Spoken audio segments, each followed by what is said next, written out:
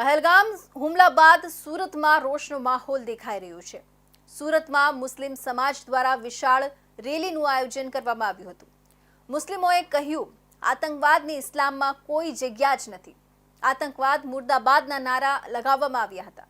સુરતના ફુલવાડી વિસ્તાર ખાતે મુસ્લિમ સમાજના યુવાનો, વડીલો સહિત તમામ આગેવાનોએ સાથે મળી વિશાળ રેલી યોજી સાથે જ ઘટનાને લઈને શોકની લાગણી વ્યક્ત કરી હતી।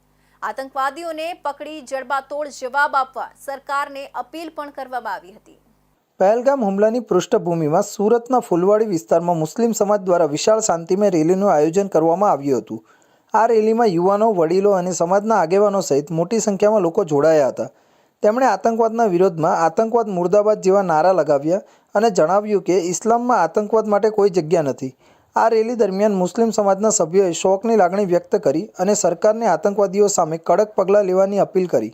તેમણે આતંકવાદના તમામ સ્વરૂપોની નિંદા કરી અને દેશભરમાં શાંતિ અને એકતા જાળવવાની અપીલ કરી। આ રેલી માત્ર સુરતમાં જ નહીં પરંતુ સમગ્ર દેશમાં મુસ્લિમ સમાજ દ્વારા આતંકવાદના વિરોધમાં યોજાયેલ अनेक शांतिमय रैलियों एक भाग थी। आज रैली निकालने में आई है। कश्मीर के अंदर पहलगाम में हमारे देश के 28 लोगों को जो निर्दोष थे, उनको जो शहीद हुए, उनके दुख में हम सब साथ हैं। तमाम मुस्लिम समाज फुलवाड़ी से और डाइंग चैरिटेबल ट्रस्ट के जितने भी डाये हजरत हैं, उन परिवार को हम उनके दुख में शामिल है।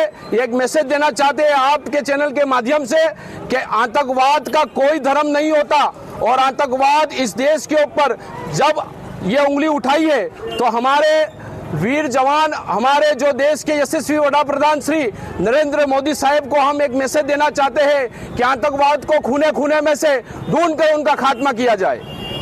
नाम पूछ के मारा गया आतंकवादियों द्वारा, क्या कहोगे इस बारे में?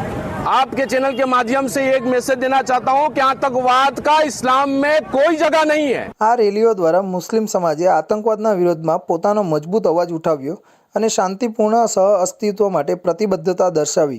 આ પ્રકારની ઘટનાઓ દર્શાવે છે કે મુસ્લિમ સમાજ આતંકવાદના વિરોધમાં એક સાથે ઊભો રહીને દેશની શાંતિ અને એકતાને મજબૂત બનાવવા માટે પ્રયત્નશીલ છે।